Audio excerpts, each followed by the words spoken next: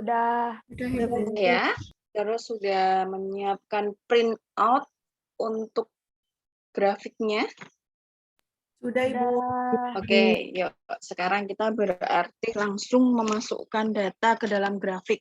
Kemudian nanti kita langsung pembahasan ya untuk pembahasan grafiknya.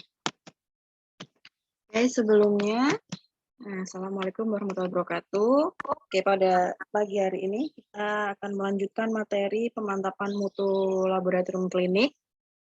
Oke, kemarin saya ingin tahu Bu Andri sudah memberikan materi apa saja?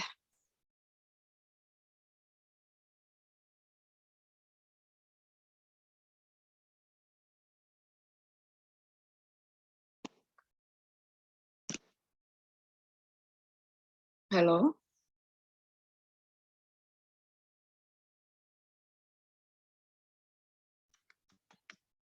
Kok nggak ada yang jawab? Tentang penghitungan rumusnya, Bu. Oh ya, ini saya mewajibkan untuk videonya dinyalakan. Ya, jadi saya tidak berbicara sendiri. Ya, jadi saya bisa melihat respon kalian. Yang saya nggak mau kalau videonya ditutup seperti ini. Untuk pemantapan laboratorium klinik ini sangat penting ya. Kalian D4 ya? Iya, Bu. Iya, Ibu. Ya, silahkan dinyalakan videonya dan mic-nya juga perlu dinyalakan. Nanti kalau misalnya saya bertanya apa, karena ini seharusnya dilakukan offline ya. Ini dilakukan secara offline. Namun karena memang kondisi yang belum memungkinkan ya, ini dilakukan secara online. Jadi saya mengharapkan adanya imbal balik ya. Jadi saya tahu sampai mana kepahaman kalian supaya efektif ya, pembelajarannya tetap efektif meskipun terhalang suatu keadaan. Oke, baik. Kemarin saya buka ini aja dulu ya. Yang grafik.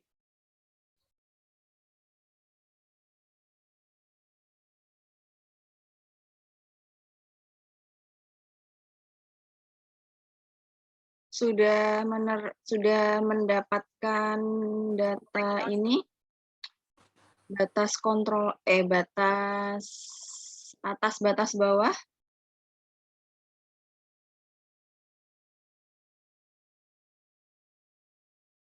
Loha. Sudah, Ibu. Ya. Oke.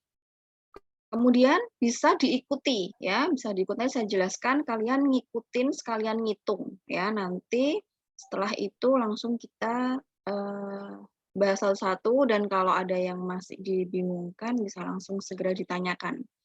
Saya di-cut saat pertengahan penjelasan juga boleh.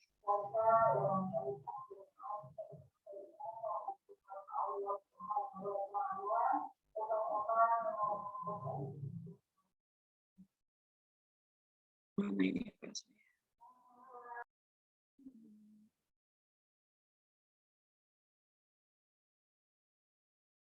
Ya, ini grafik yang kalian punya ya.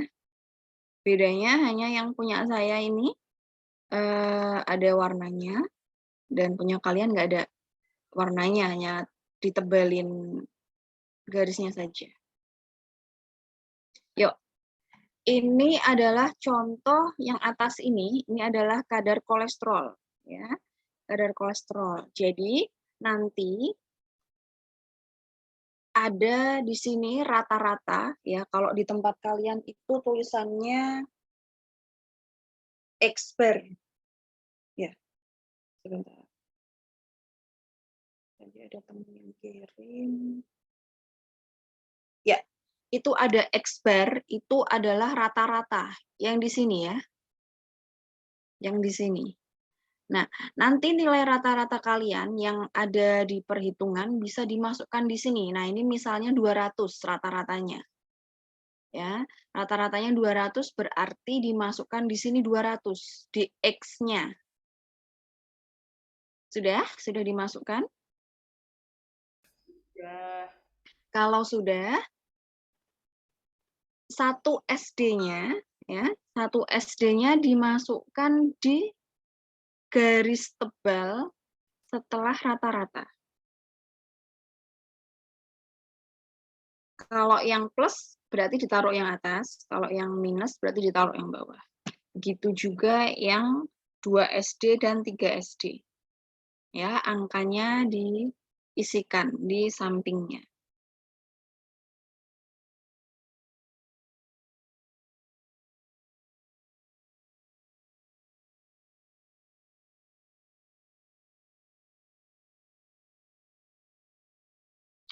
Satu SD-nya kira-kira yang apa?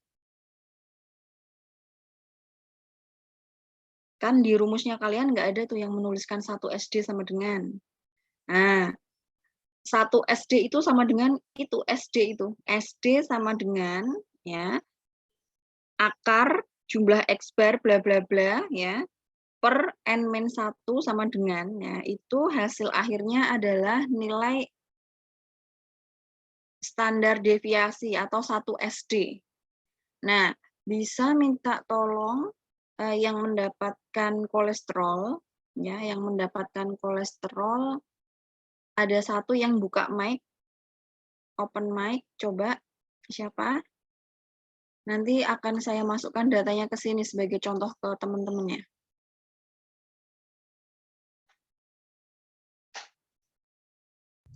Siapa? Saya, Ibu.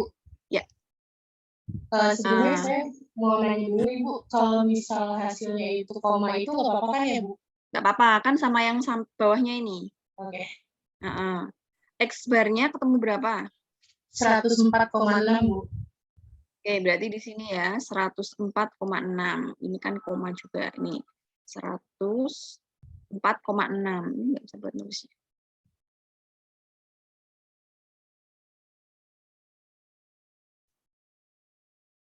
Nah, kemudian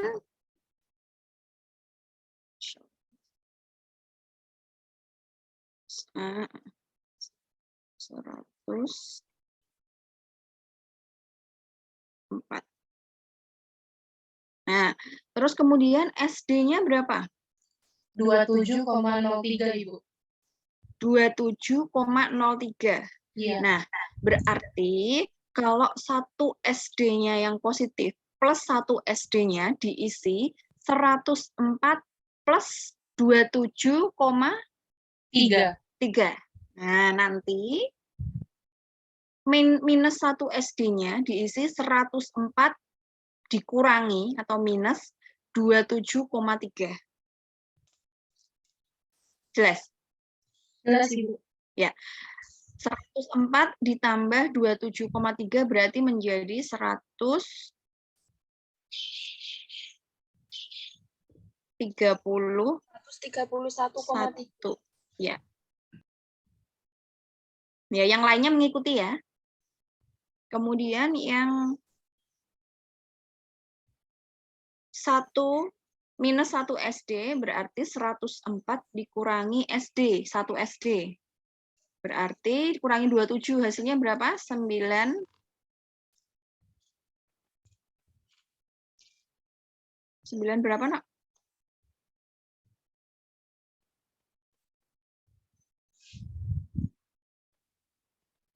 ...104, berapa tadi?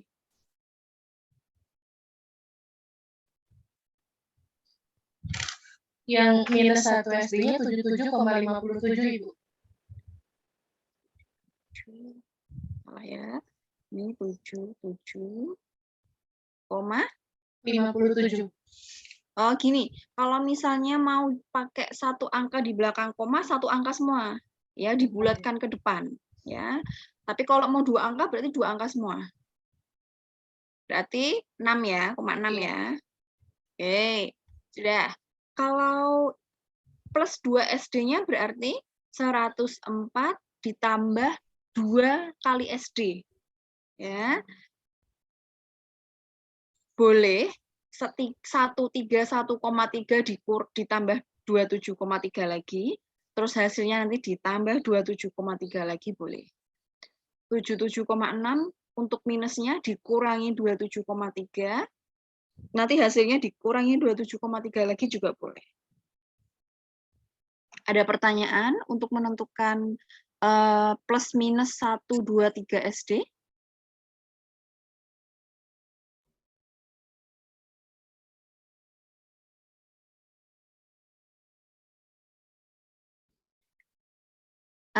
Coba yang ini, yang data kolesterol ini.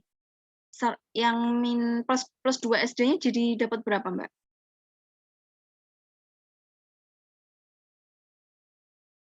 158,7, Ibu. 158,7. Plus 3 SD-nya? 185,7, Bu. Yang lainnya, kalau umpama ada yang bingung, ya.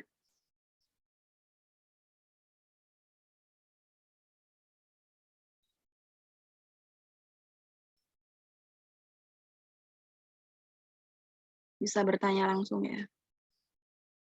Nah, terus untuk yang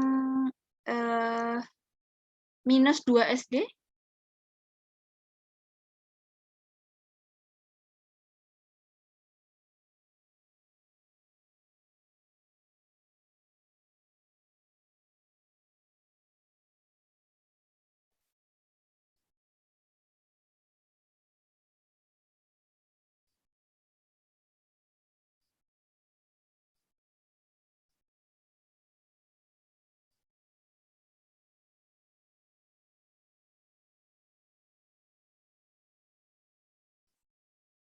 Lima 50,5, Bu.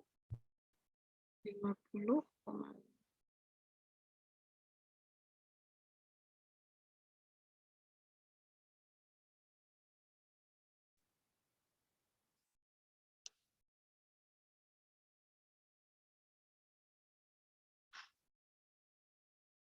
Ini tadi 104 berapa, Mbak? 104,6, Bu.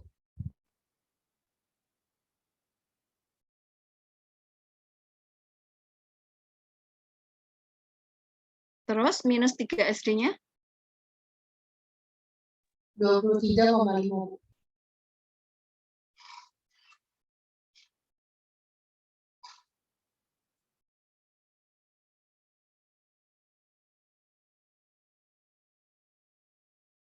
Oke, yang lainnya bisa diikuti atau ada yang bingung?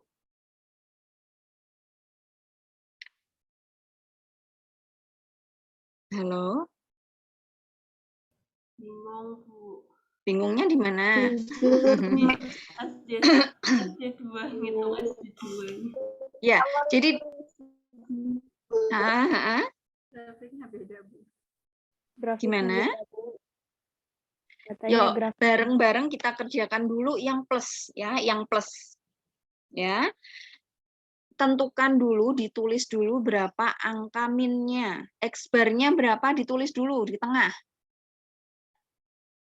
Sudah ditulis? Sudah. Ya, kalau sudah, kita lihat angka SD kita berapa. Ya, angka SD kita berapa? Misalnya, kalau yang data ini X-bar-nya 104,6, SD-nya 27,3, ya, berarti plus 1 SD-nya X-bar ditambah 1 SD.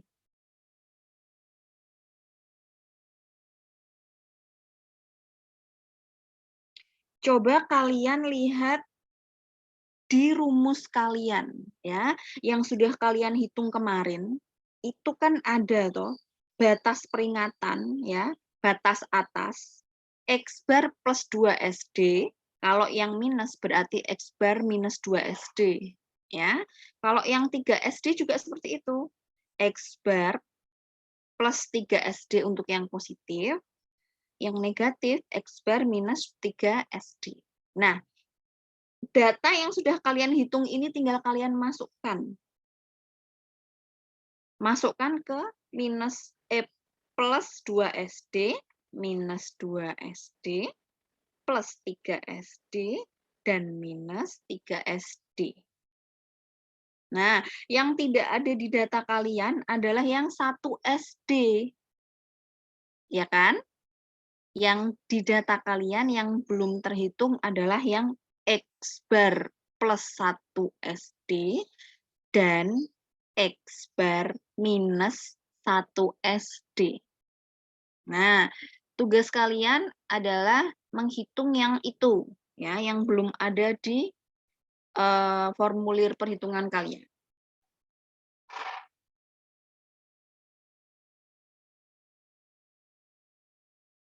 Sampun?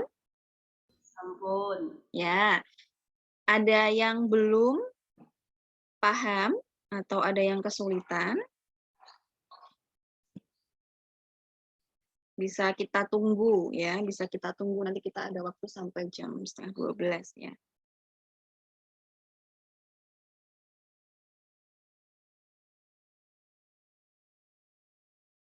Oke ya, sudah semua? Kalau sudah tidak ada pertanyaan, ya, tidak ada yang bingung, saya lanjutkan. Kalau ada yang bingung, saya tidak akan melanjutkan. Karena apa? Karena kalau satu tidak ngerti, nanti susah ke depannya.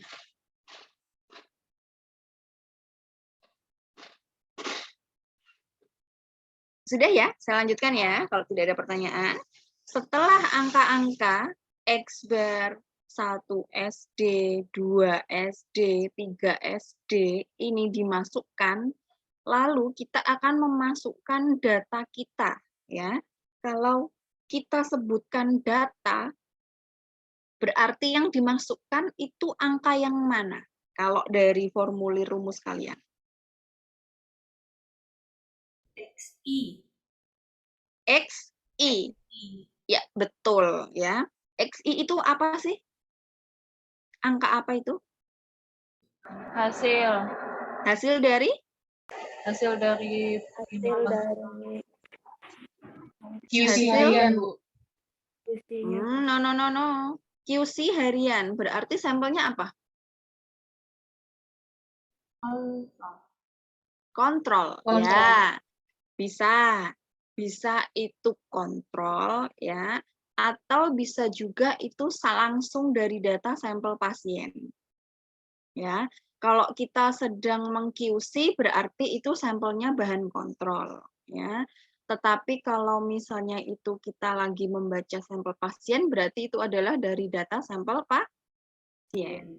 Ya, oke, betul sekali. Nah, SD sendiri simpangan deviasi merupakan apa? Kenapa kok kita harus kasih range? S1, S2, S3 kenapa? Karena standar deviasi merupakan apa? Sebaran data, ya. Sebaran data bahan kontrol ya. Itu bisa sangat luas ya, sangat luas. Nah, saking luasnya kalau tidak ada batasannya nanti kita tidak bisa menentukan ya data yang mana yang jika dia melonjak tinggi, dia turun tinggi atau dia stabil kita nggak tahu. Karena kita tidak punya batasannya. Ya, batasan yang mana yang merupakan dia wajar, batasan yang mana yang merupakan dia peringatan ya. Batasan mana yang merupakan dia penolakan ya. Jadi kalau misalnya dia sudah lewat dari batas penolakan ya berarti alatnya tidak boleh digunakan untuk running sampel pasien. Harus dikalibrasi dulu. Nah, oke. Untuk yang 2 SD, baik yang plus ataupun yang minus, ini biasanya disebut oleh batas peringatan ya, sama seperti di formulir perhitungan kalian. Nomor 4, batas peringatan ya. Atas bawah itu 2 SD. Batas peringatan merupakan jika data lebih dari plus minus 2 SD merupakan peringatan. Peringatan adalah data atau alat instrumen masih boleh digunakan ya, masih boleh digunakan, tetapi harus dalam pemantauan dan evaluasi secara periodik. Tetapi untuk yang nomor 5, batas kontrol ya atau batas penolakan. Jika ada data yang melesat naik lebih dari 3 SD plus minus, itu langsung ditolak. Ya, langsung ditolak. Alias instrumen itu tidak boleh dilakukan pemeriksaan untuk sampel pasien atau di cancel dulu. Di running bahan kontrol terus di QC sampai kontrolnya semua masuk. Ya. Sampai terkontrol masuk ke 3 SD. Seperti itu. Jelas? Kenapa kita membuat batasan SD? Jelas ya?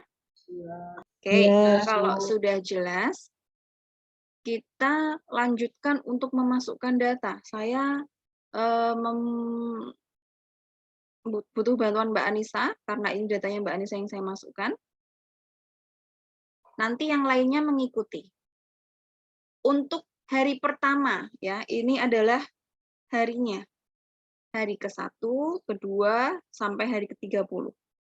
Nah, tentukan titiknya ya. Kalau punya pulpen warna lain, bisa digunakan pulpen warna lain. Mbak Anissa, bisa minta tolong saya bantu. Hari pertama datanya ada berapa? Berapa datanya itu nilainya? 100, Bu. 100, ya. Iya. Perhatikan. 100 berarti titiknya ada di sini. Ini 104 ya. X-bar-nya. Berarti 100-nya ada di sini. Betul? Terus data hari kedua 99, Ibu. 99, berarti datanya ada di sini. Terus Hari ketiga 95, Ibu. 95 ada di sini juga. Hari keempat 96, Bu. 96 ada di sini juga. Hari kelima 108, Bu. 108 ada di sini. Terus Hari ke-6 98.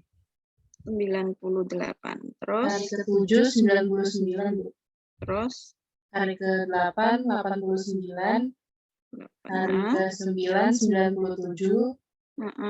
Hari ke-10 95. Hari ke-11 90. Hari ke-12 96. Hari ke-13 108. Hari ke-14 91. Hari ke-15 200. 200. Iya. Sebentar, 200 ya. Berarti dia loncat ke lebih dari 3 SD. Ya. Betul? Karena plus 3 SD-nya adalah 185. Nah, loncat ke sini. Yuk, terus. Hari ke-16 120. 120 di sini ya. Terus Hari ke-17 95. 95. Terus Hari ke-18 98. Hari ke-19 89. Hari ke-20 85. Hari ke-21 90. Hari ke-22 89. Hari ke-23 99. Hari ke-24 107. 107. Hari ke-25 108. 107 nggak di sini, Deng.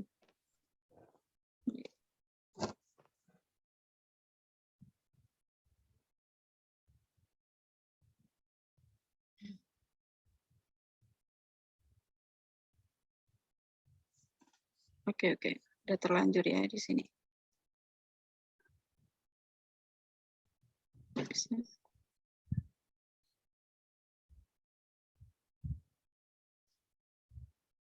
Udah nggak apa-apa. Ini di sini. Ini salah. Oke. Terus hari keberapa ini? 25? Iya, hari kelima 125, 108, Bu. 108.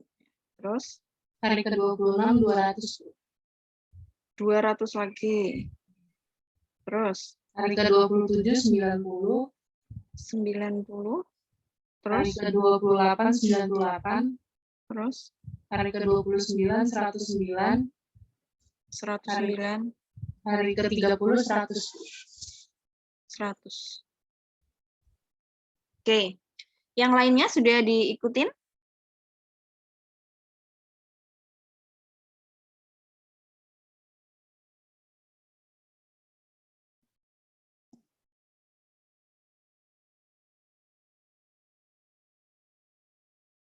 Ibu izin bertanya, Ya, silahkan.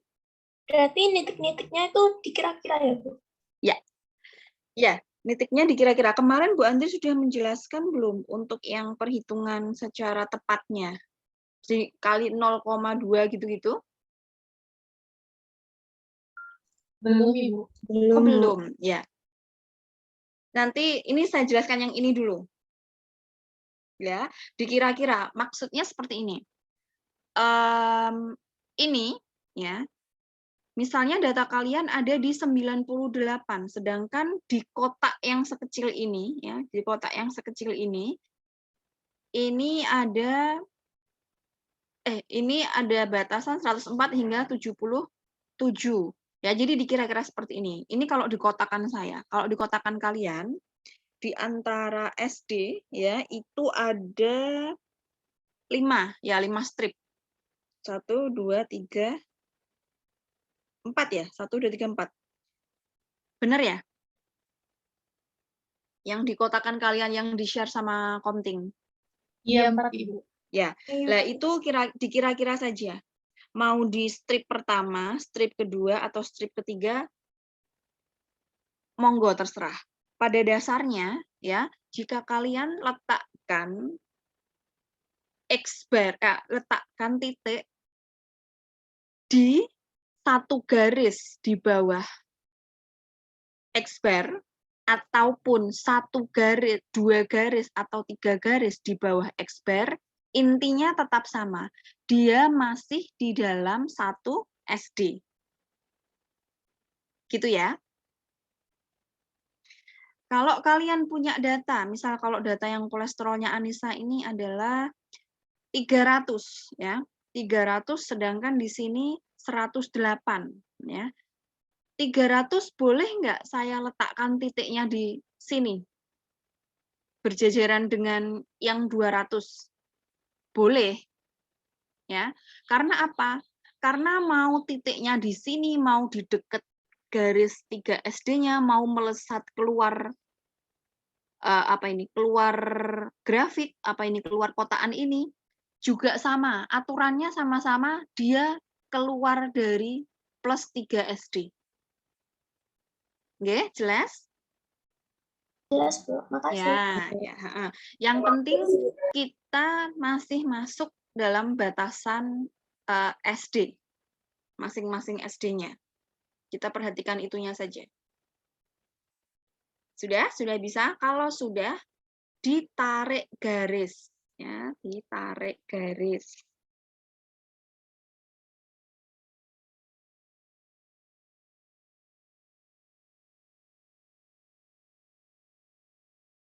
Nanti itu disuruh ngumpulin Bu Andri ya. Tadi saya dapat pesan dari Bu Andri.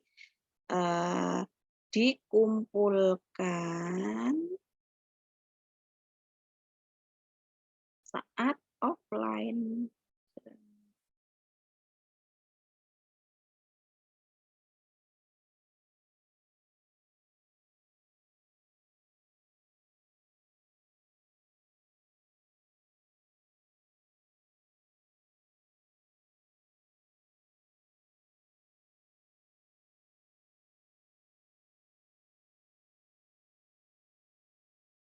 Oke.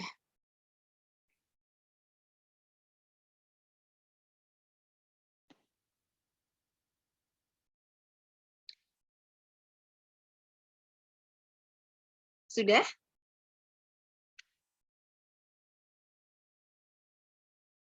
Oke, saya tunggu. Nanti kalau sudah semua bisa diinformasikan biar kita bisa lanjut.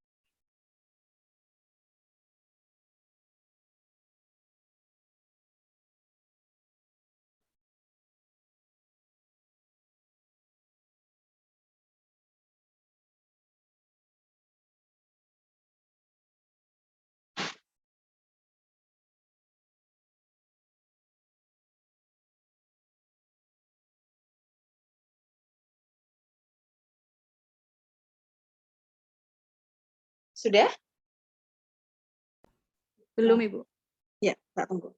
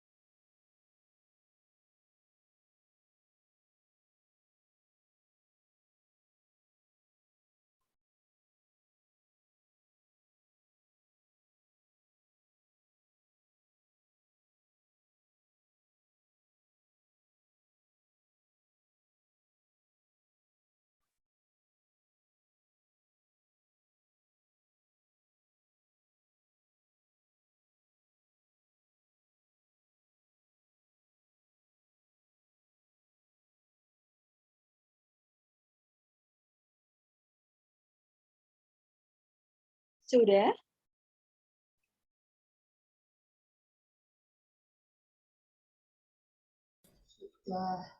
Sudah. Ya. Kalau misalnya kalian membaca grafik kalian masing-masing, ya. Ini aja dulu. Grafiknya Anissa, silahkan diperhatikan dulu. Kalau kalian memperhatikan grafiknya Anissa ini kira-kira datanya seperti apa kalau kalian menilai?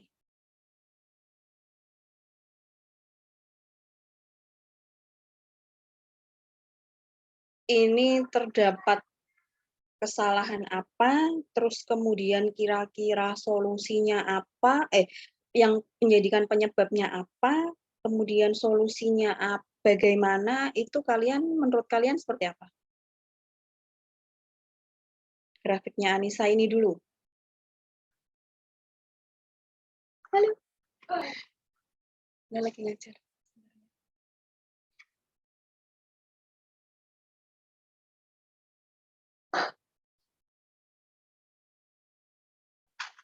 Oke ya.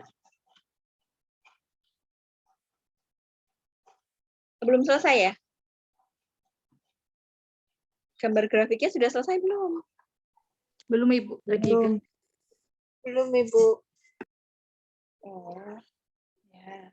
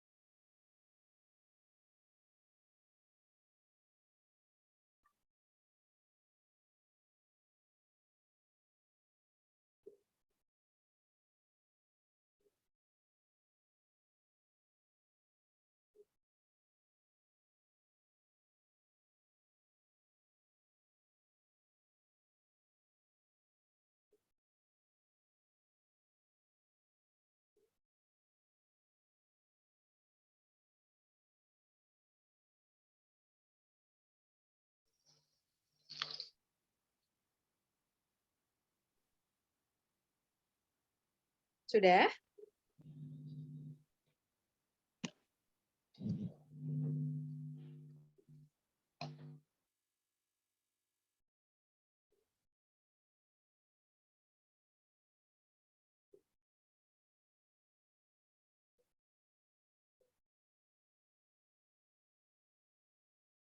Coba saya mau lihat.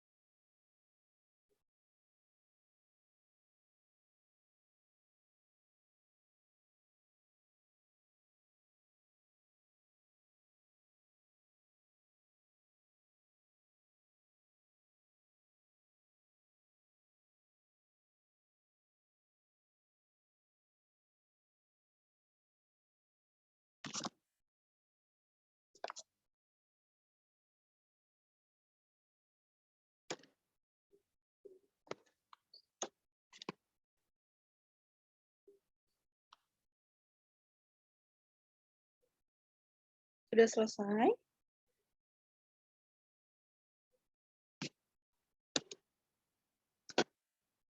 Belum, Ibu. Yang belum selesai sampai mana? Baru sampai buat grafiknya, Ibu.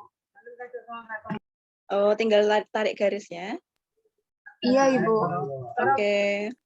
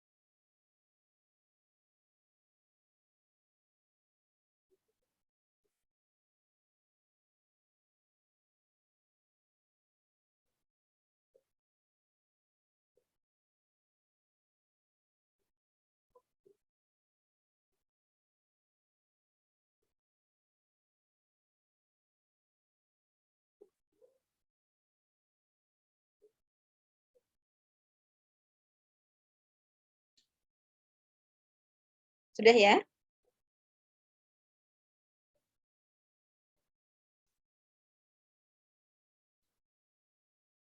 Oke, kalau sudah, ini sudah 10:30 ya.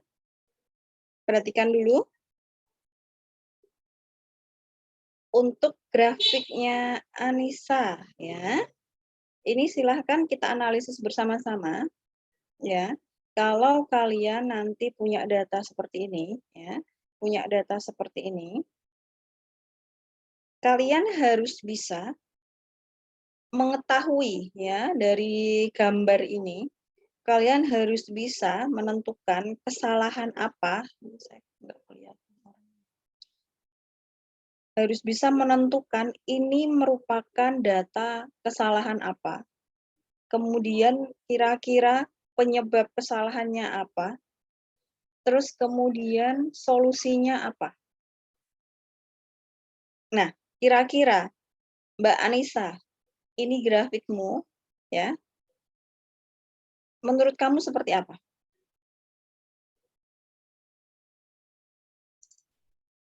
Kurang bagus sih, Bu. Yang bagus seperti apa? Soalnya dari 5 serum kontrol terakhir itu yang di 25 ya itu atau 26 itu dia melebihi dari 2 SD, Ibu. Melebihi 2 SD. 3 SD, Bu, 3 SD. 3 SD. Iya. 5. Lah ini yang data hari ke-15. Iya, sama juga, Bu. Ya, berarti bacanya gini. Ada 2 data melebihi 3 SD, ya. Batas atas 3 SD. Ya, karena 3 SD ini adalah batas penolakan, maka apa? Maka apa Mbak Anissa tadi? Kalau melebihi batas penolakan harus nggak bisa dipakai, Bu. Kan ditolak, Bu. Lebih dari 3 SD itu ditolak. Ditolak. Terus kata-katanya apa?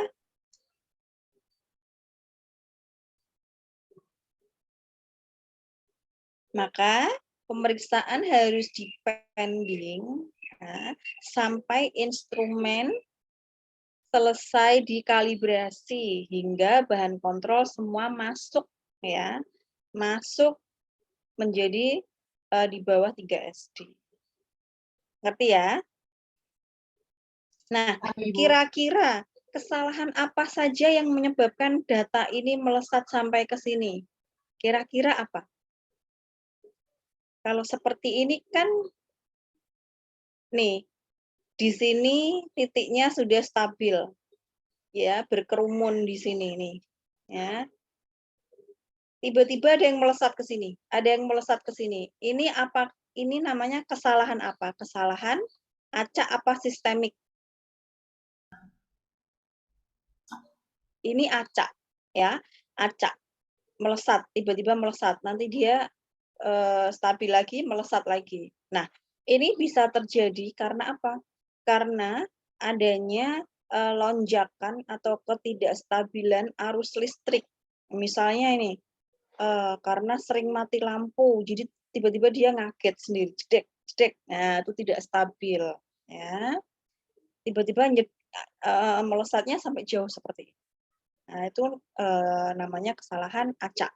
Nah, untuk mengetahui, ya, mengetahui kesalahan-kesalahan seperti ini, Bu. Lah, kalau misalnya nih, Bu, grafik saya tidak seperti ini. Grafik saya hanya satu data yang ada di 3 SD. Atau, Bu, grafik saya bagus-bagus aja, Bu, semuanya. Hanya saja banyak data yang masuk di atas 2 SD, tetapi tidak melesat ke 3 SD. Gimana nih, Bu? Apakah saya harus mengira-ngira penyebabnya apa dan solusinya apa? Nah, tidak kalian yang mengira-ira, tetapi ini semua sudah ada peraturannya. Nah, namanya peraturan Westgard, ya, peraturan Westgard. Yuk kita kita belajar WSGAT bersama-sama untuk menentukan jenis tipe kesalahan. Ya. PPT saya sudah terlihat ya? Belum Ibu, masih di grafik Bu. Grafik. Oh, oke, saya stop share dulu. Sudah? Sudah, Ibu. Oke.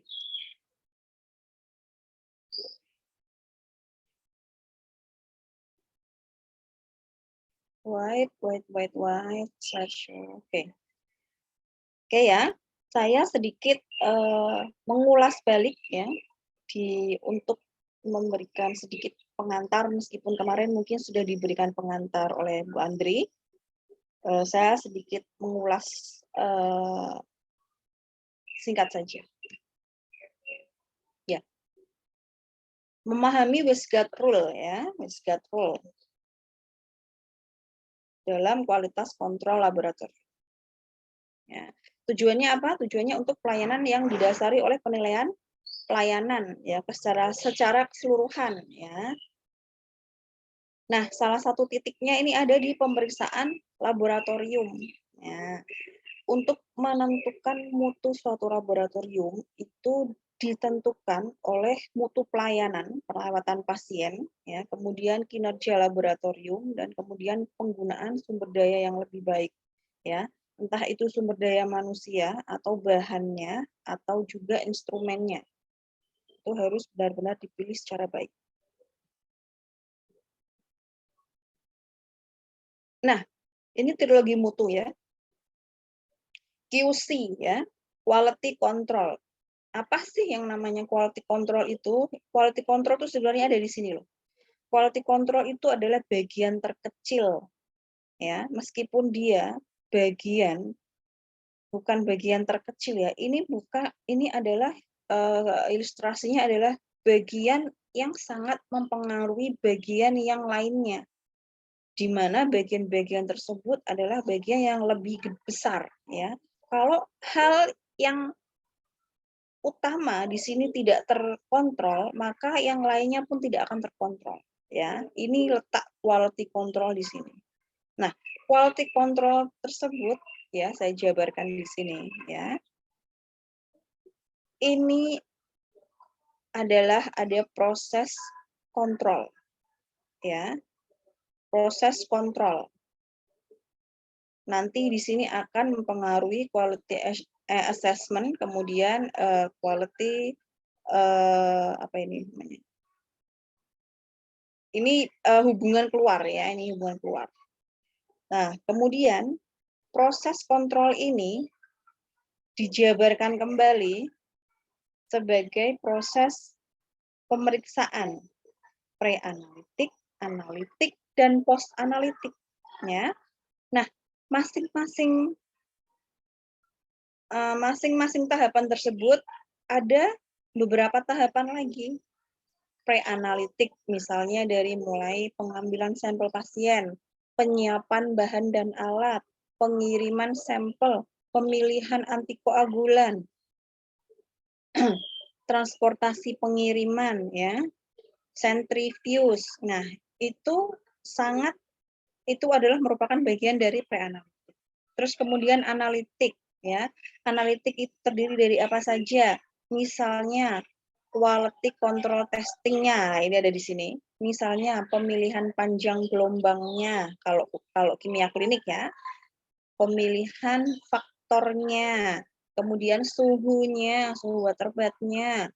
Terus kemudian pemilihan mikropipetnya, betul nggak volumenya? Nanti dikasih 20 mikro, ternyata pakainya blue tip, salah ya kan? Terus apalagi kalau misalnya ini adalah tes HBsAg menggunakan strip test, berarti apa? Pemilihan stripnya, apakah dia expired, apakah dia kering ya, membrannya, itu adalah contoh-contoh dari tahapan analitik. Kemudian untuk yang post analitik ini adalah pelaporan ya, mulai dari penulisan laporan, input hasil, kemudian dokumentasi. Nah, oke, ada strategi 5Q ya. Yang pertama adalah quality laboratorium practice ya. Di sini ya. Di sini ini nanti terdiri dari persiapan-persiapan laboratorium. Ya, misalnya dia ada persiapan tempat pengambilan sampel yang nyaman. Misalnya kursinya harus yang standar ya. Tidak menyebabkan terhambatnya aliran darah misalnya seperti itu. Kalau misalnya urin, disediakan tempat yang kamar mandi yang kering ya, supaya apa? Supaya dalam pengambilan sampel urin tidak terkontaminasi oleh air ya, misalnya yang sudah tadi ada sebelumnya di situ. Nah, misalnya seperti itu. Terus hal-hal di laboratorium practice itu mempengaruhi quality control. Nah, ini di laboratoriumnya yang tadi saya sebutkan dari mulai pra-analitik, pre-analitik, ara-analitik, post-analitik, dan analitik. Ini misalnya nih, saya berikan gambaran secara langsung ya. Misalnya ada kasus mengenai HBsAg ya. Pemeriksaan HBsAg lagi yang strip test ya, yang strip test. Berarti di quality laboratorium practice adalah yang harus kita lakukan apa ini misalnya nih untuk gambaran kalian. Berarti apa? Menyiapkan tempat yang nyaman ya supaya darahnya nggak lisis ya, darahnya bisa terambil. Nah, terus kalau misalnya pada anak-anak ya berarti menyiapkan string atau speed yang khusus untuk anak-anak.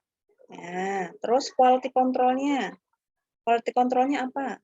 Melihat atau mengecek tanggal kadaluarsa dari strip HBsAg tersebut. Kemudian penanganan kalau pra-analitiknya berarti apa? Dilihat dulu centrifuge centrifuge sampelnya, kecepatan enggak, darahnya ada bekuan enggak, seperti itu. Ya.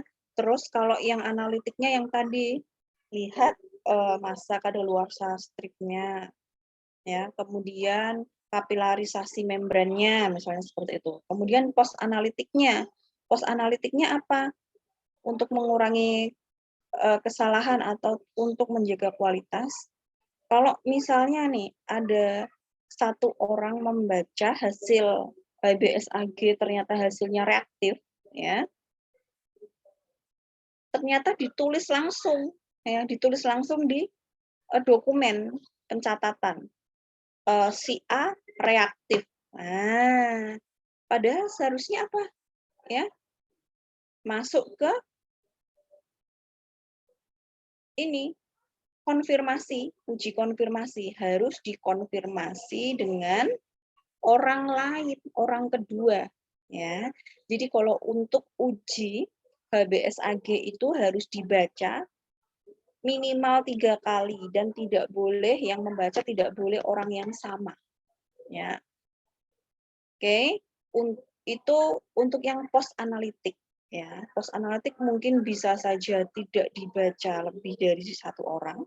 Kemudian bisa saja orangnya ngantuk, harusnya hasilnya negatif ditulis positif, itu juga bisa, ya. Terus kemudian untuk yang quality assurance assessment-nya ini dibandingkan dengan lab lain, ya. Berarti apa? Loh, ternyata sampel ini setelah saya cek di lab saya, ini kok 2 kali positif, 1 kali negatif. Nah, supaya meyakinkan kita rujuk sampel tersebut ke lab lain. Nah, itu namanya quality assessment. Kita melihat kualitas kita di pasaran, ya, di pasaran luar. Apakah kualitas kita sama dengan kompetitor kita. Nah, terus apa kalau sudah seperti itu? Oh, ternyata hasilnya memang betul-betul positif. Misalnya seperti itu. Ternyata setelah dicekkan di lab lain. Terus masuk lagi di quality ini apa nih? Quality improvement ya. Quality improvement ya. Quality improvement itu adalah kita mengimprove ya.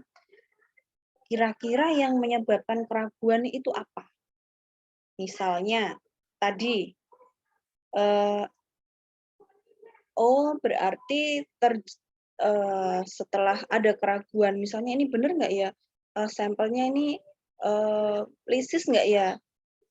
Ini nggak ya? Lah berarti apa? Improvementnya butuh dilakukan pelatihan pengambilan sampel pada analisnya. Nah, itu pra-analitiknya. Sedangkan analitiknya tadi apa? Melihat kapilaritas atau kualitas ya, kualitas dari strip tersebut. Ya, berarti improvementnya apa? Improvementnya berarti misalnya menjaga suhu ya tempat penyimpanan strip tes HBsAg misalnya seperti itu. Ya. Terus post analitiknya tadi apa? Post analitiknya tadi adanya pembacaan yang dilakukan hanya satu orang ya kan, berarti improvementnya adalah harus dilakukan uji konfirmasi oleh 2 orang ya, dan dilakukan atau diadakan sistem pelaporan yang terpusat LIS ya, misalnya sistem barcode itu kan sangat mengurangi kesalahan dalam pencatatan. Misal tadi orang yang ngantuk itu nggak bakalan nanti ya meskipun ada persentasenya ya, tapi itu bisa mengurangi lah ya, seperti itu. Nah, setelah diimprove, ya kita melakukan improvisasi, terus kita evaluasi, ya setelah evaluasi, terus kita lakukan quality planning. Ya, planning kedepannya kira-kira apa nih? Ya, kita akan melakukan uji HBsAg yang lebih spesifik. Apakah dengan melihat beberapa merek, membandingkan beberapa merek reagen, terus apakah dengan kita mengkalibrasi sentrifuge kita untuk menghasilkan serum yang lebih murni, ya seperti itu. Nah, itu adalah contoh-contoh dari 5 strategi Q. Ya, kalau saya menjelaskan pengertiannya saja, sepertinya untuk dibayangkannya susah, makanya saya memberikan contoh yang ada di laboratorium, kasus-kasus di laboratorium klinik. Oke ya, seperti itu. Saya lanjutkan. Nah, kontrol ya. Pengendalian kontrol. Ini merupakan adanya, ini sudah dijelaskan Bu Andri. Nah, menurut konsep modern, kontrol adalah tindakan yang meramalkan, sedangkan konsep awal pengendalian digunakan ketika kesalahan terdeteksi. Ya, seperti tadi, grafik tadi, ini kira-kira mendeteksi satu kesalahan. Karena apa? Karena melihat, meramalkan adanya kesalahan. Dari mana? Dari adanya titik yang melebihi 3 SD. Nah, itu saya meramalkan itu. Kita belajar meramal. Ya. Terus setelah itu, ya, kontrol dalam manajemen berarti menetapkan standar, mengukur kinerja aktual, dan mengambil tindakan korektif. Nah, harus ada kontrolnya, seperti yang saya bilang. Apakah kita harus mengira-ngira? Apakah kita harus menerka-nerka? Enggak. Kita semua ada kontrolnya. Ada aturannya. Nah, 4 langkah pengendalian. 1, menentukan standar. Ya. 2, menentukan kinerja. 3, membandingkan kinerja dengan standar. 3, tindakan perbaikan. Ya, sama seperti yang tadi ya. 1, standarnya mana? Standarnya kalian punya X bar, punya 1 SD, 2 SD, 3 SD, mengukur kinerja, masukkan X1-nya, terus kemudian dibandingkan, terus kemudian dilakukan tindakan perbaikan. Nah, ini sudah ya. Nah, grafik Levy-Jenny. Levy-Jenny mana? Oh, ini. Nah, ini adalah grafik Levy-Jenny. Yang tadi sudah kita isi.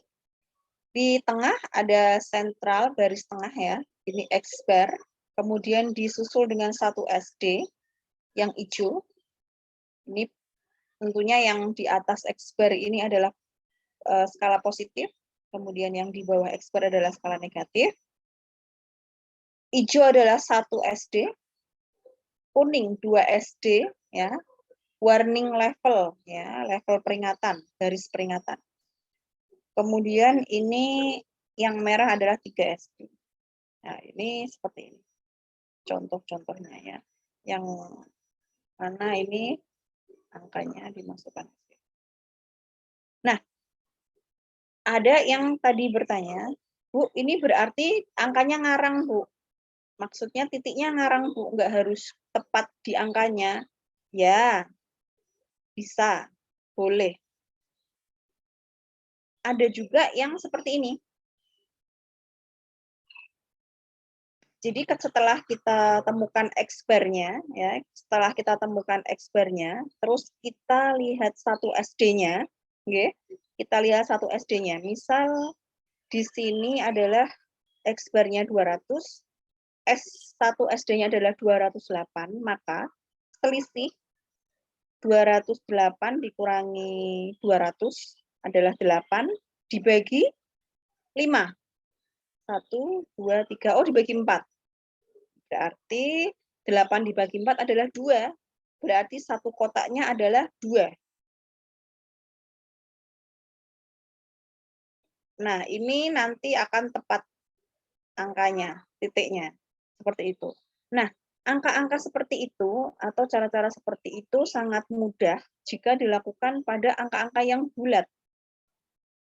Nah, kalau misalnya angkanya koma kayak tadi, berarti tadi 27,3 dikurangi 104,6 dikurangi 27,3 sekian koma sekian dibagi 4 berarti sekian koma sekian per satu garisnya.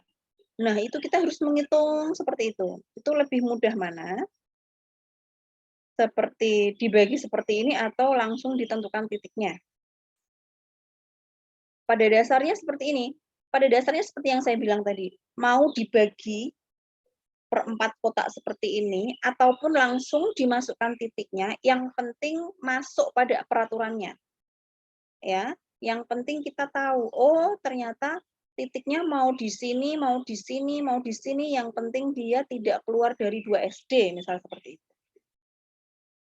Jadi mau menggunakan perhitungan yang mana boleh, mau menentukan titik di cara yang pertama, langsung ditentukan kira-kira di mana, atau menggunakan cara kedua yang titiknya pasti, ya, garis-garisnya ini per skalanya itu pasti juga boleh, ya. Yang penting kita tidak keluar dari peraturan SD-nya. Jelas ya? Iya, Bu. Ya, siap. Kalau sudah berarti kita masuk ke ini. Nah, ini ada beberapa jenis kesalahan ya, kesalahan teknis dan non teknis ya. Teknis itu yang seperti apa? Teknis itu yang misalnya adanya kesalahan yang tidak bisa dirubah. Maksudnya tidak bisa dirubah seperti ini. Kesalahan panjang gelombang ya, kesalahan panjang gelombang, kesalahan suhu, kesalahan entry faktor, nah seperti itu. Itu adalah kesalahan teknis. Sedangkan kesalahan non teknis itu pada saat misalnya kesalahan pengambilan sampel, ya. Kemudian sampel lisis, ya, penanganan sampel, kemudian kesalahan penggunaan antikoagulan, nah itu non teknis. pengiriman sampel, keterlambatan pengiriman sampel, ya, keterlambatan pengambilan sampel. Harusnya dia puasa setelah 2 jam diambil, ternyata dia lebih dari 4 jam baru diambil, lah itu non-tek. Oke ya. Sedangkan kesalahan teknis, ya, kesalahan teknis ini dibagi menjadi kesalahan acak dan kesalahan sistemik. Nah, untuk contohnya, ini kesalahan acak, misalnya seperti ini. Instrumen yang tidak stabil, seperti grafiknya Anissa tadi, itu adanya lonjakan listrik, ya, entah itu pada saat itu listriknya mati lampu atau karena alat itu sudah keseringan terkena mati lampu, ya, sehingga instrumen tidak stabil bisa, atau variasi temperatur reagen ataupun kalibrasi. Ada lagi variasi teknik pada prosedur pemeriksaan, yaitu seperti pipetasi, inkubasi, ya seperti itu ya. Kemudian variasi operator atau analisnya. Lah, ini analis 1 dan analis 2, analis yang satunya itu belum tentu memiliki pemahaman yang sama. Ya. Kadang-kadang ini dibaca pakai panjang gelombang 546 aja bisa. Kalau ini dibaca pakai panjang gelombang 405 aja lah. Nah, atau ini paling reaksinya decrease, ini increase. Itu juga sangat mempengaruhi di sini. Nah, kemudian kesalahan sistematik. Nah, kalau saya balik ke sini, kesalahan acak itu ciri-cirinya apa? Ciri-cirinya dia lonjakannya mendadak. Tiba-tiba menaik, tiba-tiba turun, tiba-tiba seperti itu. Dan titik-titik lonjakannya tersebar. Sedangkan yang sistemik biasanya dia bergerombol. Misalnya dia di atas 2 SD, berarti nanti ada 3 data atau 5 data di atas 3 SD semua. Dia rombongan, ya. Itu sistematik, ciri-cirinya seperti itu. Nih, spesifitas reagen rendah, ya, mutunya rendah nih. Artinya apa? Mutunya rendah sehingga apa? Sehingga misalnya dia kena Aquades aja, yang harusnya dia blanko, itu sudah berubah warna menjadi pink, misalnya kolesterol. Apalagi ditambah serum, nah malah dia menjadi merah bata. Itu karena reagennya rendah. Hasilnya apa nanti kalau dimasukkan pada fotometer? Grafiknya akan meningkat, semuanya meningkat, ya kan? Misalnya nih, kita punya reagen yang ditambah standar harusnya warna pink, kadarnya 200 misalnya. Nah, harusnya ditambah sampel dia kisaran 205, 220 ya. Seperti itu. Nah, ketika dia reagennya mutunya rendah, ditambah blanko atau ditambah apa itu? Aquades aja udah langsung pink. Nah, berarti ketika ditambah sampel merahnya meningkat, pekat, artinya apa? Sudah nilainya jauh melesat dari 200 itu tadi. Menjadi 400, 500. Nah, itu terjadi pada banyak sampel, rombongan sampel, ya. Jadi semuanya yang menggunakan reagen dengan mutu rendah ini semuanya melesat ke 3 SD misalnya. Nah, itu yang saya maksudkan dengan rombongan itu seperti itu ya. Banyak data berbarengan, itu sistematik. Kemudian kelemahan metode pemeriksaan. Nah, metodenya ini. Terus blanko sampel, blanko kurang tepat misalnya. Ada menggunakan aquabides, ada yang menggunakan aquades, ada yang menggunakan enggak ada ini air galon aja lah atau air keran aja lah, ada yang ngawur-ngawur seperti itu juga ada. Kemudian mutu reagen, kalibrasi reagennya kurang baik.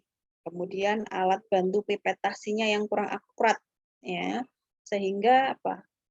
Tadi misalnya kita putar 10 mikro, ternyata kepipetnya cuma 5 mikro, ya. Berarti apa? Kolesterol yang seharusnya normal dengan 10 mikro, yang terpipet hanya 5 mikro, berarti dia turun secara bersamaan, ya. Berarti nanti akan ada data yang turun minus ya, minus dari X bar itu secara bersama-sama. Karena pipetnya yang digunakan sama. Ya, itu tadi. Terus kemudian panjang gelombang yang dipakai. Kalau panjang gelombang yang satu salah, ya berarti semua yang di running juga salah, ya. Terus kemudian salah melarutkan reagen. Nah, nanti reagen kolesterol dibaca sebagai trigliserid. Nah, seperti itu. Jadi rombongan satu salah yang menggunakan itu salah semua. Bukan salah ya, menurun ya, titiknya akan ada di situ semua. Ini tidak membicarakan tentang kesalahan ya, tapi ya titik-titik data. Terus permasalahannya, nah ini ada permasalahan mengenai pergeseran sistematis. Yang kedua, ada peningkatan luas sebaran. Nah, pergeseran sistematis itu tadi ke atas, ke kanan semua. Misalnya nih, ada rombongan data ke atas, ke plus minus 2 SD semua. Ada pergeseran lagi tiba-tiba ke sini ke minus 2 SD, semua itu namanya pergeseran sistematis. Peningkatan luas sebaran, ini adalah sebaran data. Ini ada yang di minus 3 SD, ada yang di plus 3 SD. Ini kan berarti terlalu luas sebarannya ya. Terlalu luas. Ini grafik apa ini kok sampai jeglek kok luas sekali rentangnya. Harusnya di tengah, set. Misalnya kalau loncat ya di 1 SD, kedua SD. Nah, ini dari 3 SD turun ke 3 SD minus plus 3 SD ke minus 3 SD ya itu. Itu yang namanya peningkatan luas sebaran data. Kemudian ada pengalihan atau perubahan pola yang mendadak. Nah, itu tadi contohnya seperti punya Anissa itu tadi, perubahan pola yang mendadak. Tadinya rapi dia, rapi. Stabil, konstan ya di tengah, tiba-tiba melonjak set, turun lagi konstan lagi, melonjak lagi set. Nah, itu adalah pola yang mendadak. Seperti itu. Sudah. Nah, ini tadi ya, pergeseran sistematik. Nah, ini ada seperti ini. Kalau masuk di 1 SD ini adalah data normal ya. Data normal. Sampai di sini ini normal. Nah, tetapi kalau ada rombongan, beberapa titik yang menggerombol seperti ini adalah pergeseran sistematik. Nah, sistematik berarti karena apa, Bu? Ya, karena tadi yang sudah saya jelaskan. Nah, ini. Sistematik. Nah, ini. Nanti kalian harus bisa mengevaluasi ya ketika D4 menjadi kepala laboratorium misalnya nih. Loh, membaca grafik Levy-Jenny-nya nih. Membaca Westgard rule-nya. Loh, ini kok ada rombongan data yang ke arah lebih dari plus 2 SD. Dicek langsung. Kamu gunakan apa? Kamu tanya ke analisnya. Gunakan reagen yang mana? Metodenya apa? Nah, nih, waduh, ini langsung bisa meramal ini. Oh, ternyata benar. Yang mbok pakai itu reagen kolesterol, malah mbok larutke ke trigliserid. Nah, ketahuan kan? Seperti itu. Maka dari itu berarti penyelesaiannya apa? Menyelesaikan misalnya gini.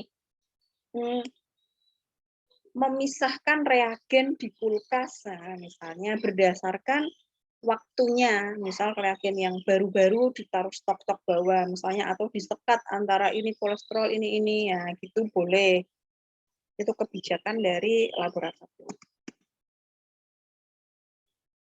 Nah ini ya, kalau seperti ini tidak ada kesalahan peringatan dan tidak ada kesalahan penolakan karena tidak lebih dari 2 SD dan tidak melesat ke 3 SD. Dia masih masuk ke 2 SD. Jelas? Ini saya bicara sendiri atau masih didengarkan ini? Jelas, Bu. Didengarkan, Bu. Ya, ini harus didengarkan ya. Kalian soalnya D4 ya. Open video harus tetap open. Saya akan melihat siapa-siapa yang mengikuti kuliah nyambi, masak misal. Jangan disambi dulu. Ya, nanti 11:30 sudah selesai ya, insya Allah karena kalian harus Jumatan. Nanti kalau D4 nggak bisa, QC, nggak ada bedanya sama D3. Nggak bisa kamu jadi kepala laboratorium kalau kamu nggak paham seperti ini. Ya. Terus kemudian peningkatan luas sebaran data. Nah, ini yang saya bilang tadi. Nih. Nih, lonjakan dari minus 3 SD tiba-tiba ke sini. Tiba-tiba nanti ada yang loncat ke sini. Ini luas. Luas banget. Nah, ini bisa terjadi karena apa? Misalnya homogenisasi dan kontrol, voltase klinik yang tidak stabil. Ya. Kalau seperti ini merupakan kesalahan acak apa sistematis? Ini merupakan ada kesalahan acaknya, ada juga kesalahan sistematisnya. Nih, ada yang gerombol, ada juga yang acak. Jadi kita harus evaluasi dari penyebab acak dan penyebab sistematis. Jelas? Terus kalau untuk yang perubahan pola yang mendadak, nih seperti ini. Tiba-tiba di sini. Di sini semua. Nah, ini merupakan tanda-tanda kerusakan alat. Tiba-tiba lulu pertama-tama bener kok akhir-akhir kok nganu nih. Nah, ternyata setelah dicek apa? Oh, pompanya bampet. Sehingga apa? Ya sehingga dia nggak bisa nyerap. Yang dibaca itu terus reagennya. Berarti ini datanya tetap sama di sini. Nah, itu seperti itu. Nah, ini Wisgat multi-rule ya. Aturan. Semua ada aturannya.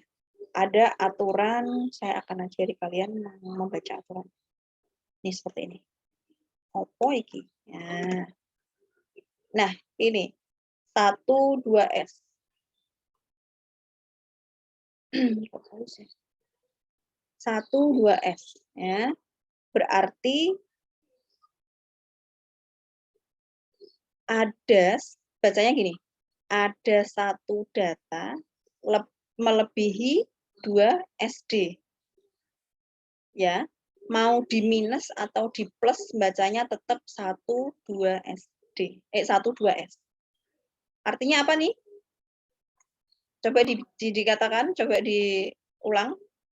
Ada satu data melebihi 2 SD. melebihi 2 SD. Merupakan menandakan apa? Adanya masalah ketentuan peringatan. Ya, ketentuan peringatan. Nah, peringatan ini apa? Ya, dilihat. Ini apa nih? Nek misalnya tak tutupi ini, ya. Ini kalau menurut kalian apa? Kesalahan apa?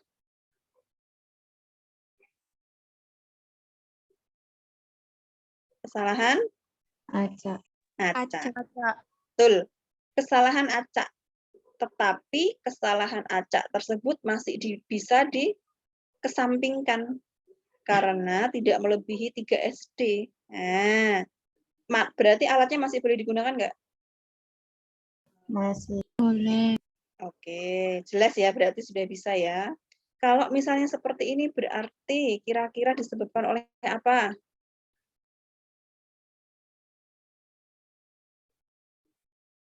Ayo, kok macet? Tadi kan sudah, kesalahan acak disebabkan apa? Nggak dicatat ya.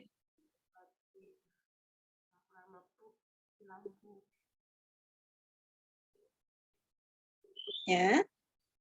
Nanti dibuka ya catatannya ya. Siapa yang belum mencatat nanti dicatat. Ya, bisa dari instrumennya, bisa dari metodenya ya. Atau bisa juga dari Temperatur suhu. ya.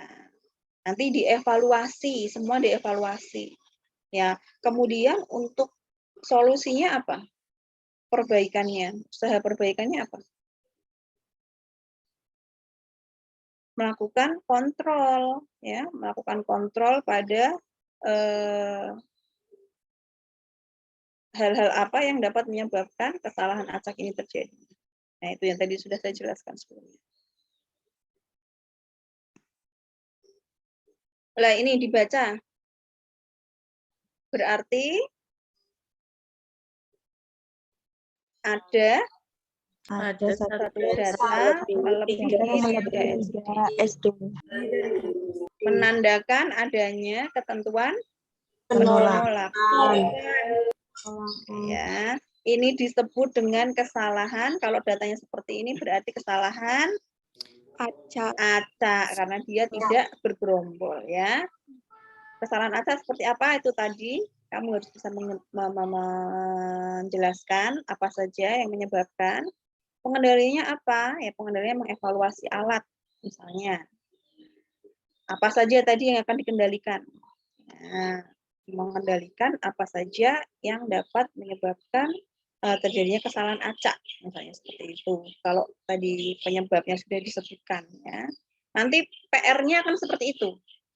PR-nya nanti mengumpulkan grafik yang sudah dipercantik dengan tinta yang berwarna, kemudian diberi kesalahan apa, dia masuk wastegate yang mana, peraturan yang mana, terus dia menandakan ketentuan apa, terus dia merupakan kesalahan apa, penyebabnya apa saja, dan pengendaliannya secara apa, dengan cara apa saja.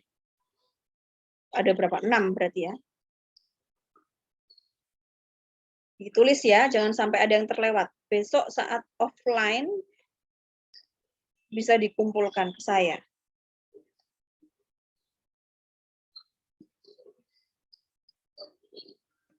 Oke, kalau sudah, ini juga sama ya, gampang ya. 2 data lebih dari 2 SD. Nah, ini merupakan kesalahan sistematik karena berbarengan, bersamaan ya. Nah, ternyata jika ada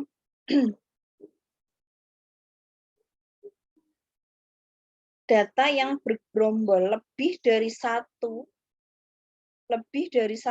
ya, di atas 2 SD itu ketentuannya menjadi penolakan. Perhatikan.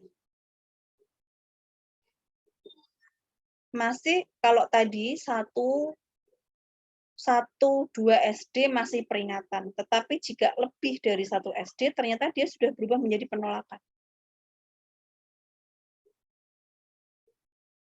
Perhatikan ya, hati-hati. Terus lagi, kalau ada yang kurang jelas, Bu, kok bisa seperti itu, langsung saya di-cut sebelum saya mengganti slide-nya. Ini R4S. R ini jarak, ya. 4S ini adalah karena dari 2 ke 2. Ini melewati. Dari sini langsung loncat ke sana, R4S. Ini juga merupakan ketentuan penolakan, karena tadi, ini merupakan kesalahan meluasnya range determinasi. Ya. Yang tadi sudah saya jelaskan. Ini menjadi ketentuan penolakan, karena batasan yang dilewati terlalu luas. Ya, ini jelas acak ya, acak. Ya, meskipun dia, Bu, ini kan tidak melewati 3 SD, Bu. Iya, memang tidak melewati 3 SD, tetapi ini sudah melewati 4 batasan. Ya, jadi dia langsung ditolak.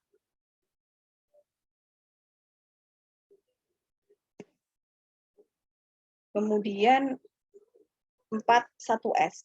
4 data berada di atas 1 SD. Nih. Nah, meskipun dia minus 1 SD, tetap dikatakan 1S ya, nggak harus positif. Kalau seperti ini, peringatan. Nah, tetapi ini merupakan kesalahan sistemik, ya. Menandakan ketentuan peringatan, dan alatnya masih bisa running, tetapi harus dipantau. Gitu ya. 10X artinya apa? 10X data, ya, di atas min. Di atas semua. Tidak ada yang di bawah min. Ya, di atas semua. Ini sepertinya datanya Anissa juga seperti ini ya, Nis. Di bawah min semua ya. Iya, Ibu. Nah, berarti ini juga ada peringatan. Berarti tadi Kak punyamu kena 10X sama 13S itu.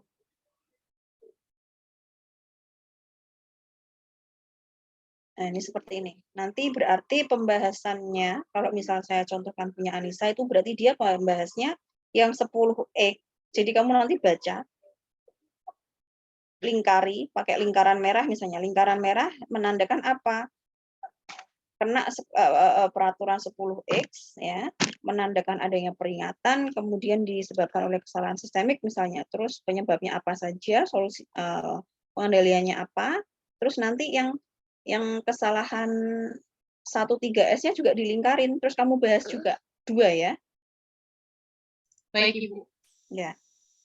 Yang lainnya mungkin kalau ada yang mau ditanyakan tentang grafiknya, misalnya bingung Bu, ini berarti saya kena aturan yang mana ini gitu. Boleh open mic-nya.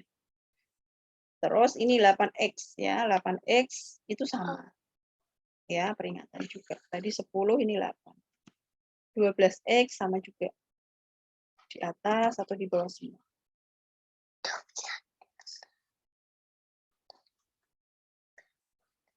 Dua of 3. Ini bacanya gimana?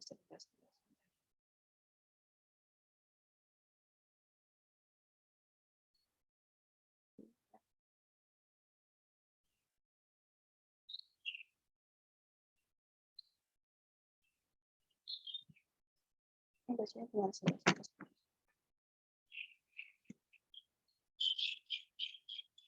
Penerapannya pada ada level yang sama terhadap rata-rata.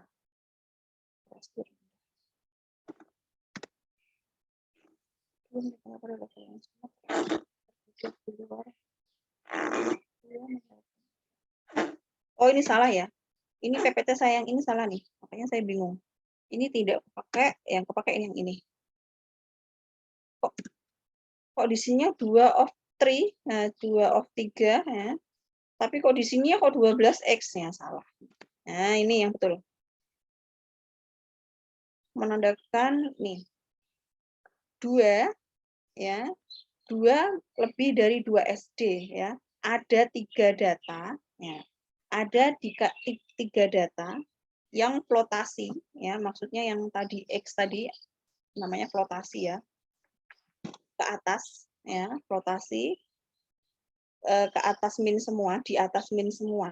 Tetapi ada juga 2 data yang lebih dari 2 SD. Itu dikatakan 2 dari 3 data yang flotasi itu melebihi 2 SD. Bingung? Iya, Bu. Nah, kali ini ya, ulangi. Ada keseluruhan data 3, misalnya ini 3. Kan ini kesalahannya kan 3.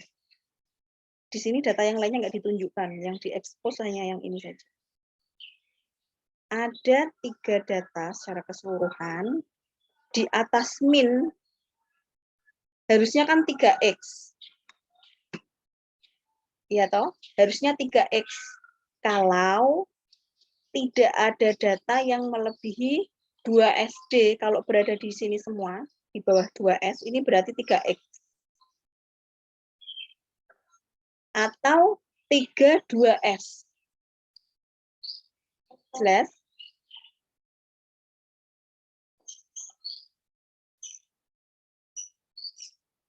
Nah, tetapi karena dia ada 3 data yang flotasi, ya, kemudian ada 2 data, ini double kesalahan ya. 3 data flotasi dan 2 data lebih dari 2S. Jadi kita sebut secara ininya adalah, secara bersamaannya adalah 2 data dari 3 data itu melebihi 2S. Jelas? Baik, Bu. Nah, oke. Itu juga menandakan peringatan. Nah, ini kira-kira kesalahan apa ini?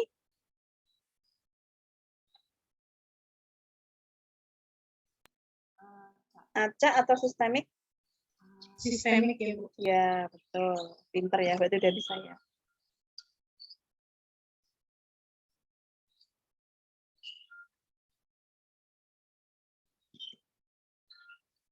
Nah, ini adalah rangkuman dari grafik-grafik yang coba kita. Nah, ini yang tadi ya. Ini bisa juga dibaca 1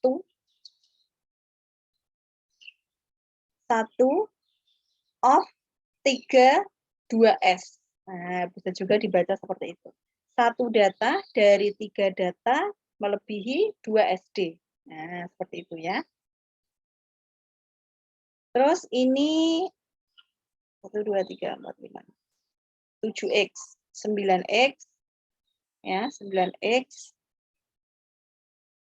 X ini digunakan jika semua flotasi ya.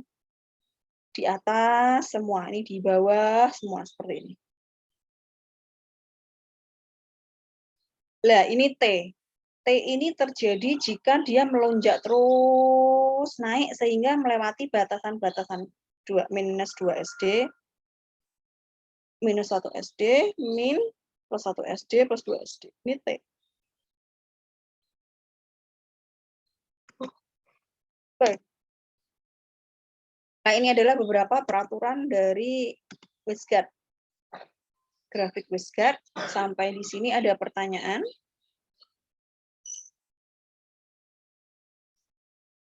Dengan sebelum kalian saya jelaskan tentang grafik WiSGARD, dengan setelah saya jelaskan, kira-kira kalian sudah bisa membayangkan belum? Kira-kira kalian jika melihat satu grafik, satu kasus ya, satu grafik ya, satu data grafik, itu kalian kira-kira sudah bisa langsung menebak belum? Ini kesalahan apa? Maksudnya berarti membacanya ini WiSGARD-nya aturannya berarti ini. Berarti penyebabnya tuh kira-kira tuh ini. Terus kemudian pengendaliannya tuh yang harus saya lakukan tuh berarti ini. Itu kalian jadi punya gambaran nggak setelah saya jelaskan, WiSGARD? Alhamdulillah, Bu. Alhamdulillah ya. Berarti jelas ya yang saya berikan materi tadi. Nah, kira-kira siapa yang belum jelas? Silahkan angkat tangan. Jangan sampai keluar dari Zoom ini kalian tidak membawa ilmu QC, klinik terutama. Bekal kalian sebagai D4 nanti. Jangan sampai lulu ini kok D4, lulusan D4 kok nggak bisa. Nah, gitu. Nggak apa-apa.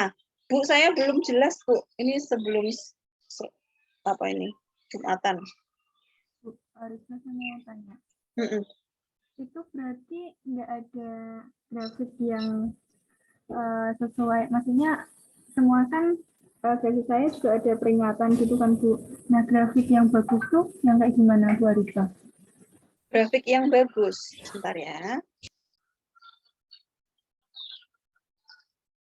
Grafik yang bagus adalah grafik yang dia stabil di sini. Dia berada pada plus 1S sampai minus 1 SD. Ya. Dia tidak melebihi 2 SD. Atau misalnya di sini nih. Sebentar, kalau kamu mau lihat contohnya, saya stop share dulu.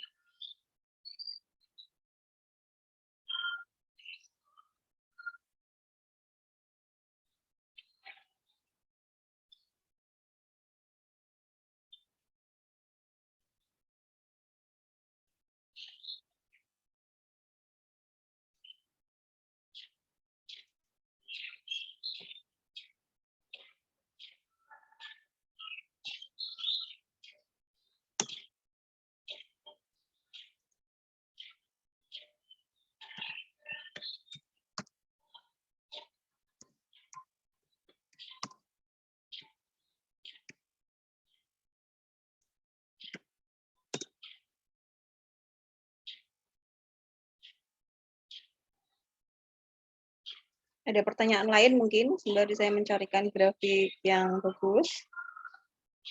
Ibu, saya izin bertanya, Bu. Boleh. Kalau misal di di datanya itu kan saya kan misal dapat MA-nya itu kan rata-rata itu kan 104 ya, Bu, ya. Nah, kalau misal ada dari 30 data itu ada yang di bawah 104 dan ada yang di atas 104 itu masih normal kan ya, Bu? Misal nggak terlalu turun di minus 1S gitu atau terlalu tinggi di atas 1S gitu, itu masih normal kan ya, Bu? Normal. Lebih dari 1S aja masih normal. Baik, makasih, Bu. Yang penting masih di dalam 2 SD. Gitu ya. Tidak melewati batas peringatan. Itu yang pertama. Terus yang kedua, tidak terkena flotation tadi ya, flotasi. Jadi tidak melulu di atas min terus, sehingga dia akan terkena sehingga akan terkena aturan peringatan.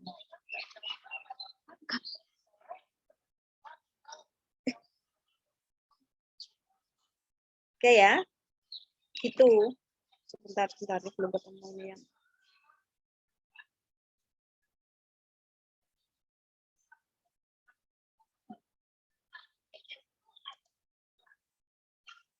Ada lagi?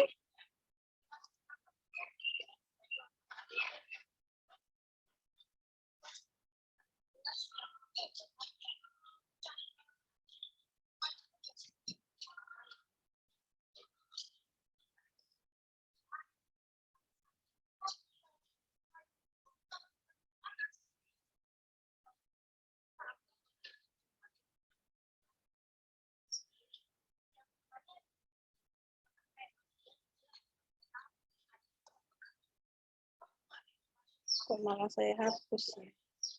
Oke, kalau saya cari-cari ya, saya browsing di sini sih nggak ada yang bagus nih, nggak ada yang full bagus, nggak ada grafik ya. Pada dasarnya kalau untuk grafik yang masuk ya, ini tidak membicarakan grafik mana yang jelek atau grafik mana yang bagus ya.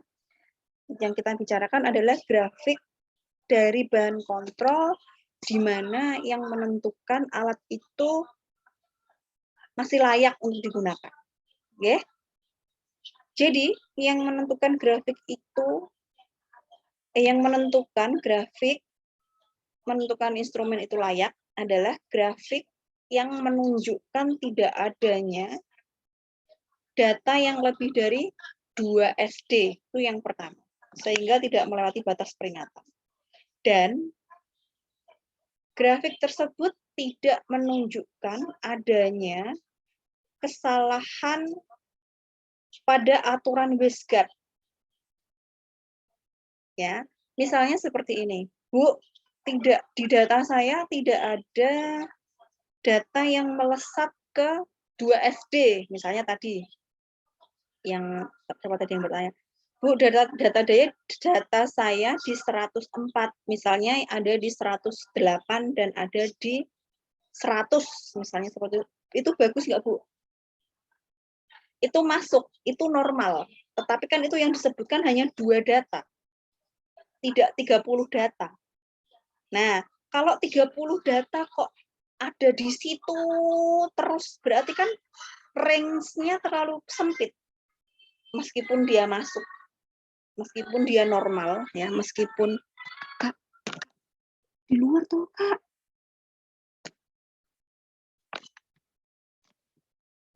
Nah, meskipun dia masuk, meskipun dia tidak mengenai batas peringatan, tetapi ada rentang luas simpangan datanya itu yang terlalu pendek. Nah, itu nanti kalian bisa menganalisis seperti itu loh.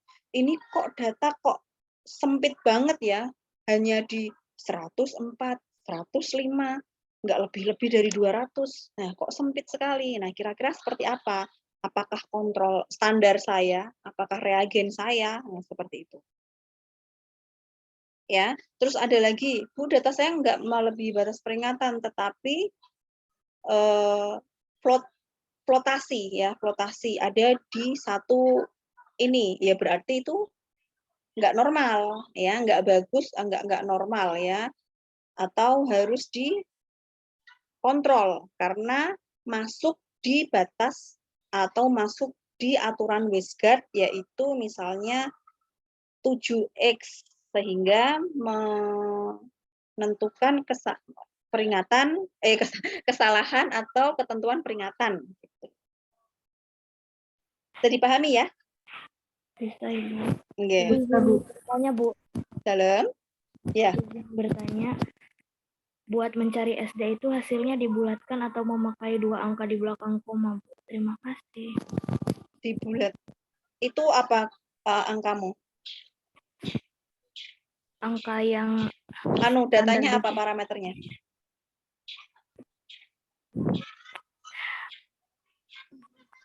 Kalau kolesterol kan berarti bulat, boleh bulat. trigliserida, Bu. Nah, kalau trigliserid kan berarti kan normalnya range rujukannya kan memang 200 ya. 205 seperti itu tuh boleh dibulatkan. Tetapi kalau untuk asam urat range rujukannya aja 6,3 misalnya. Itu berarti nggak boleh dibulatkan. Ya berarti SD-nya harus koma. Berarti tergantung nilai normalnya. Iya, betul. Baik, Bu. Terima kasih. Nyebutnya jangan nilai normal ya. Dibiasakan range rujukan.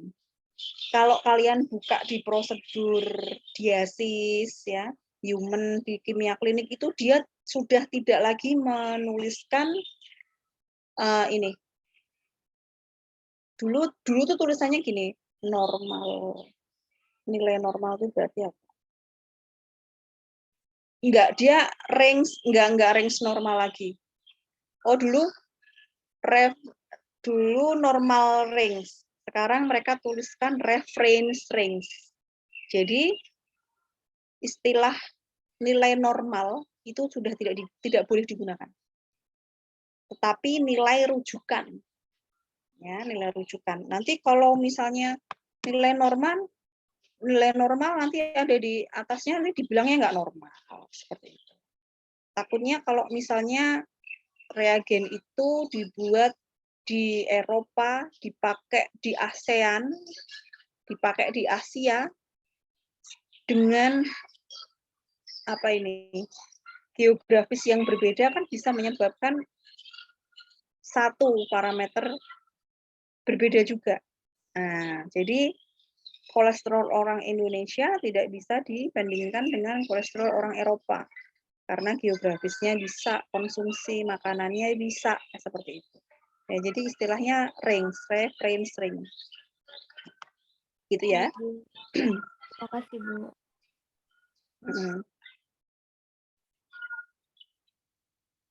Terus ada lagi.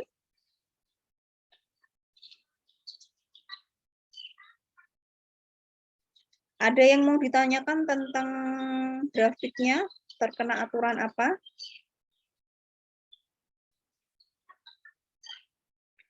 Ada yang bingung, Bu? Saya bingung, Bu. Ini grafik saya tuh apa ini, Bu? Mas, karena aturan apa? Saya jadi susah nulis PR-nya, nulis apa? Penyebabnya sama pengendaliannya gitu.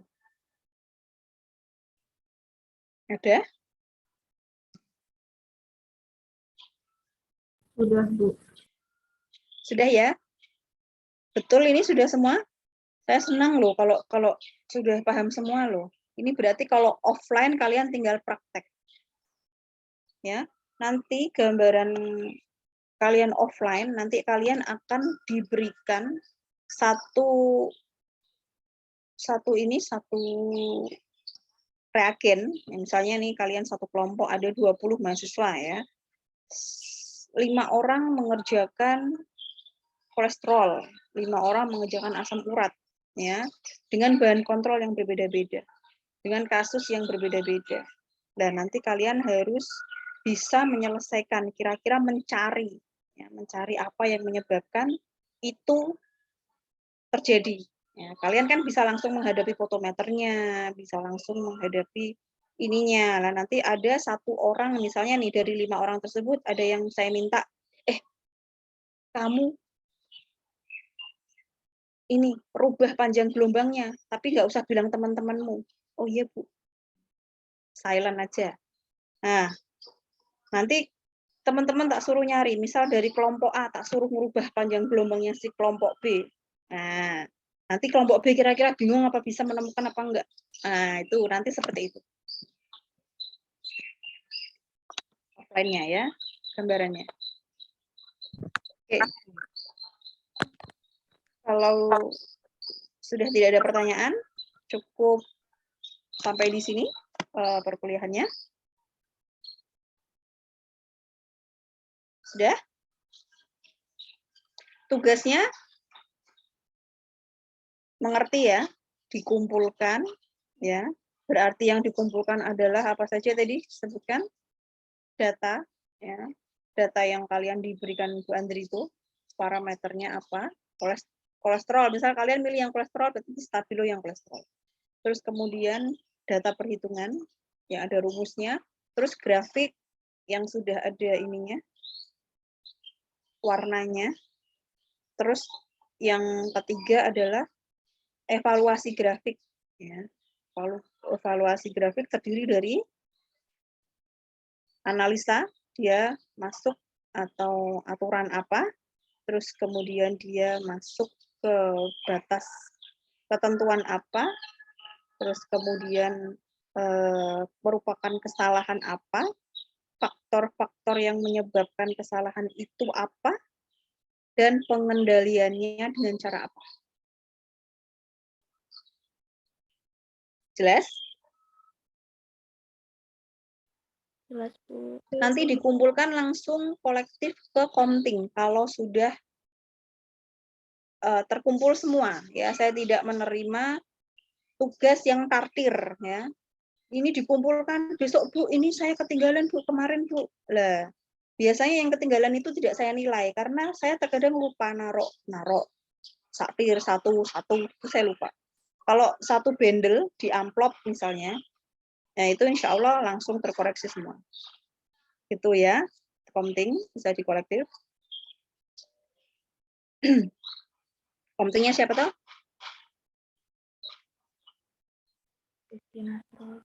Oh iya yang ya. Oke. Ya sudah kalau begitu, kalau tidak ada pertanyaan, saya akhiri untuk perkuliahan siang hari ini. Semoga ilmunya bermanfaat untuk kalian nantinya dan bisa menghantarkan pada kesuksesan. Oke, maaf jika ada kesalahan kata. Wabillahi taufiq wal hidayah. Wassalamualaikum warahmatullahi wabarakatuh. Waalaikumsalam.